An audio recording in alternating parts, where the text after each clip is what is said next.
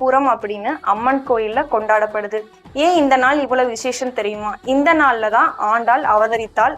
அதனாலதான் இந்த நாள் அம்மனுக்கு உகந்த நாளா கொண்டாடப்படுது. அது மட்டும் இல்லாம புத்திகளும் யோகிகளும் இந்த நாள்ல அவதரிச்சாங்க. அதனாலதான் இந்த நாளை இவ்வளவு விசேஷமா கொண்டாடப்படுது.